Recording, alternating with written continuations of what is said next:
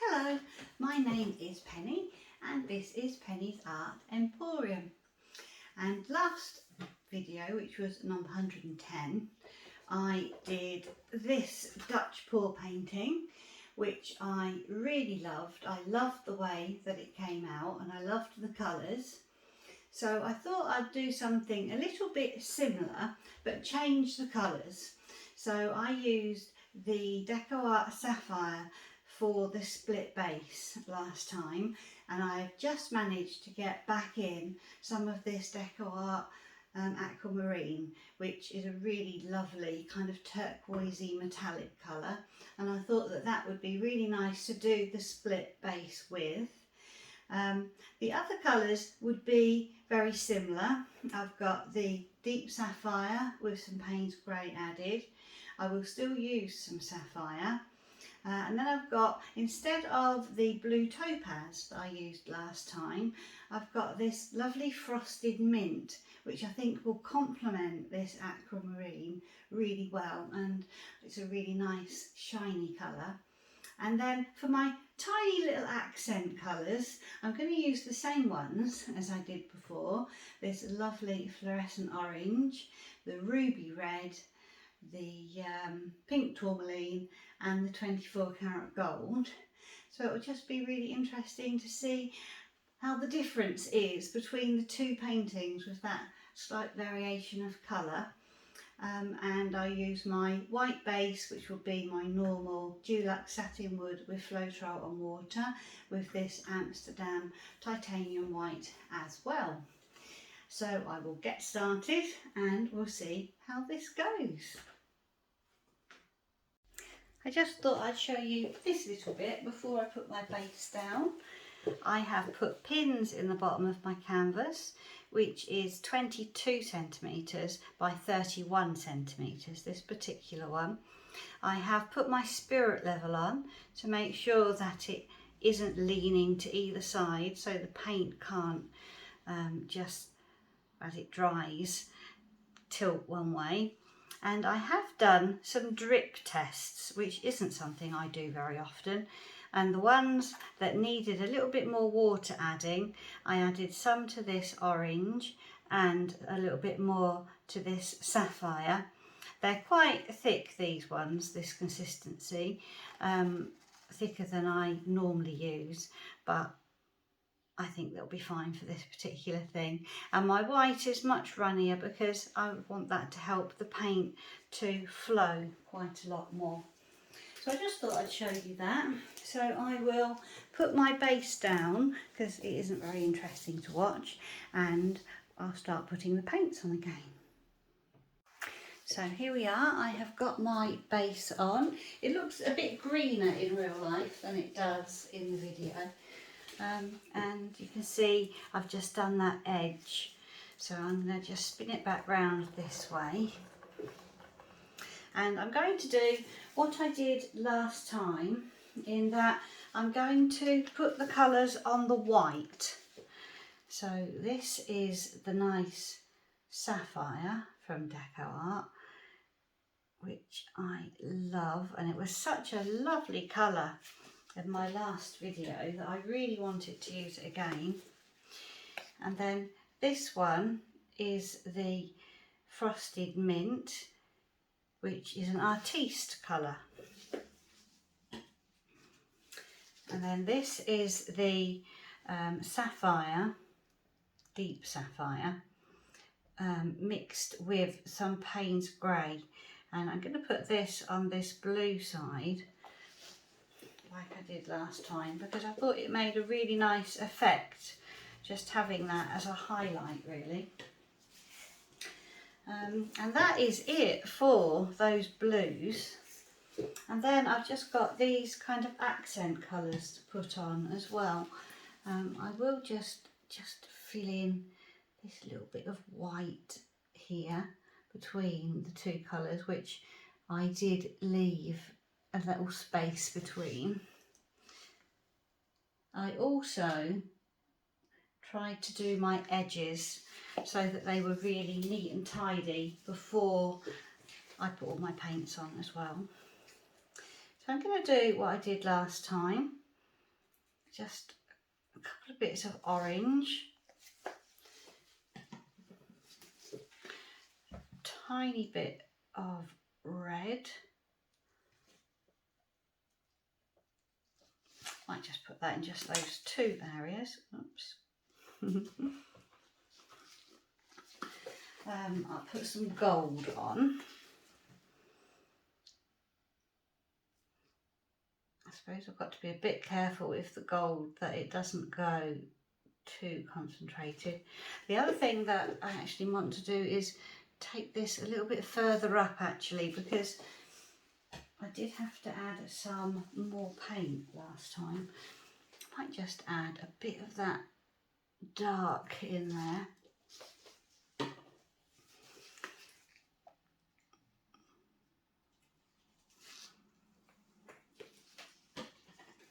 So yes, not exactly the same, but we don't want paintings exactly the same.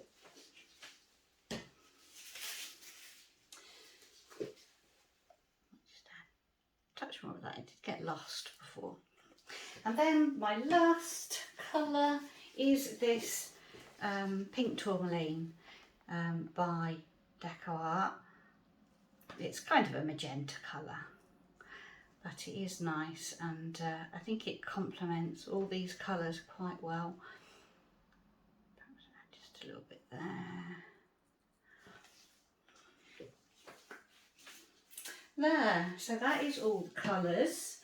I will put some white along the bottom.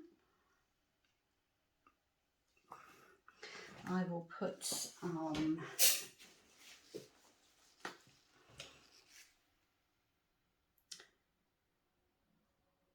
aquamarine, that's it. I keep forgetting what all these colours are. Some aquamarine up there. And then just to help it move that little bit, I'm going to put some more white all the way around. And that will just help all the paint to move. So that's all the colours. I have taken my nozzle off of my hairdryer, and we'll see how this goes.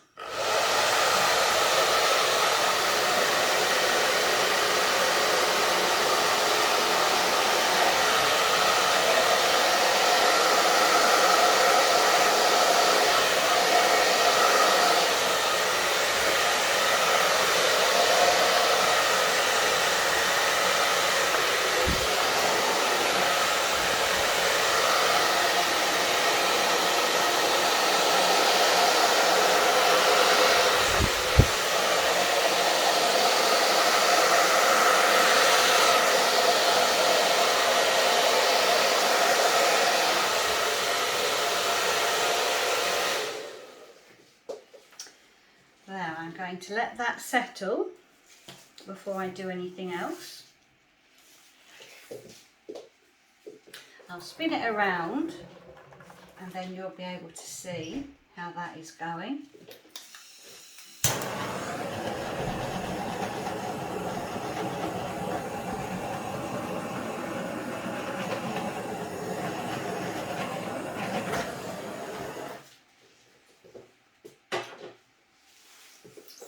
And we just got to let that kind of develop, really.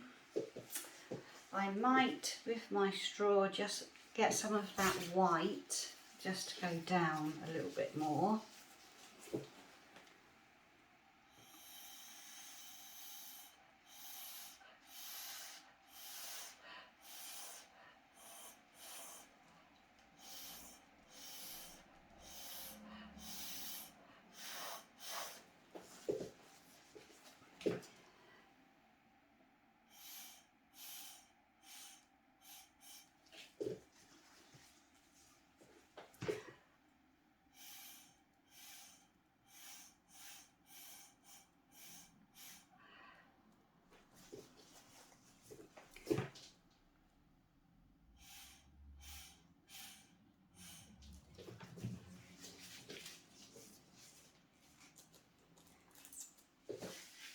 always difficult at this stage because you don't want to ruin it by doing anything too drastic. But I think if I put some more white over there, I think we'll get some nice little cells that come up.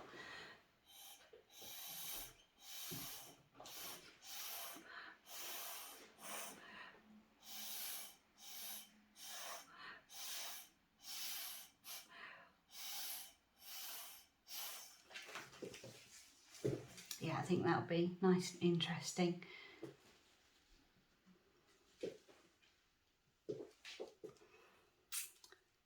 And this area is looking really nice.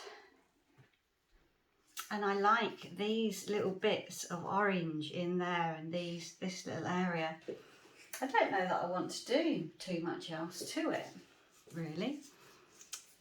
I like the concentration of this Aqua Marine there and these colours that are coming off of the edge.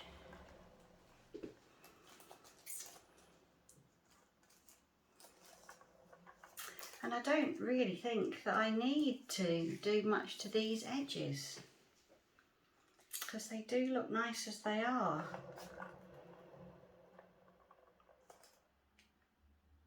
So I'm going to let that settle for a little while and I'll let you see what that is like.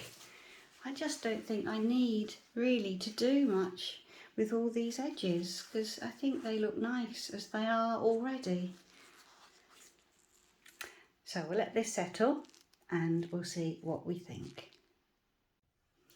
So this painting has had a chance to settle for a little while.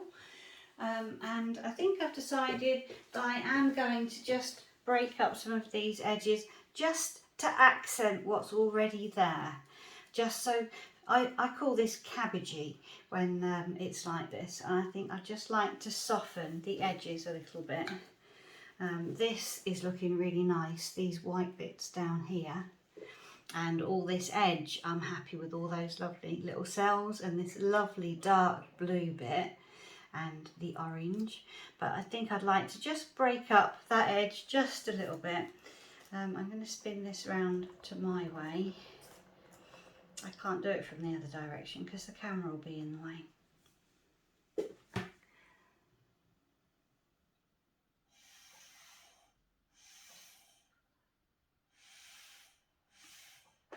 It just makes it a little bit different.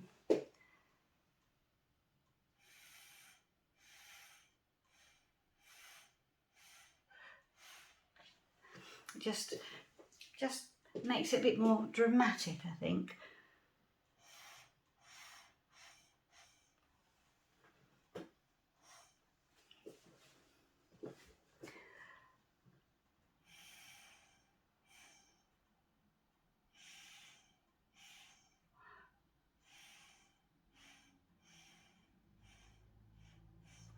It's only very, very soft.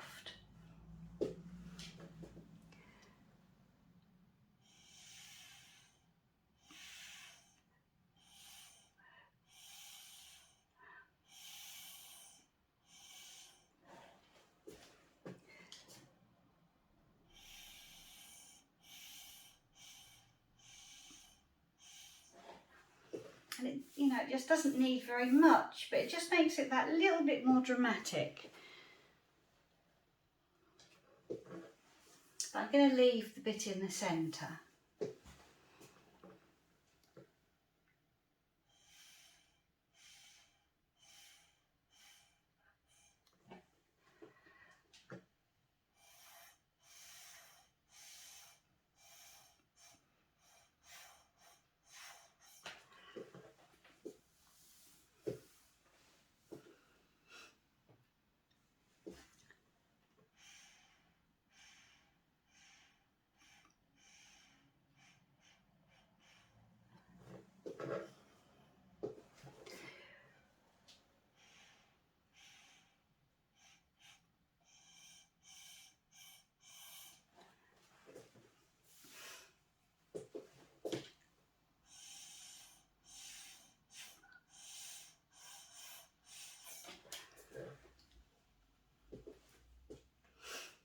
So that's all that I'm going to do.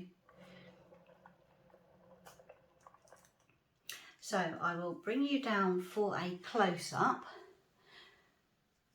This edge is already looking like it's quite dry, actually, which is surprising. But it's just broken it up just that little bit. So I'll take this camera down. Oh, move my stand out of the way. There. So you can see this nice edge here with these little cells and the colours. And that lovely white, I like that white. And that nice deep sapphire and Payne's grey. And I will show you the edge, which is looking really nice.